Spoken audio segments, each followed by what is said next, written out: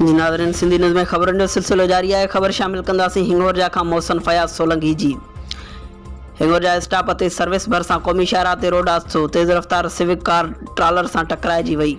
Car में वेठल 4 ॼणा मौजूदाने तौर बची विया, जॾहिं त कार जो वॾो नुक़सान थी वियो। कार सवारनि जो चवणु हो त असां कराची खां डेरा गाज़ी खान पंजाब वञी रहिया हुआसीं त असां सां हीउ वाक़ियो पेश आयो। शुक्र आहे त को जानी नुक़सान न थियो आहे। जॾहिं त अहिड़ो इतला मिलण ते हिंगोरजा पुलिस वाक़े वारे हंधि पहुची वाक़े वारी जाइ जो जाइज़ो वरितो ऐं तफ़सील गॾु कया ऐं ट्रालर ड्राइवर खे गिरफ़्तार करे वरितो।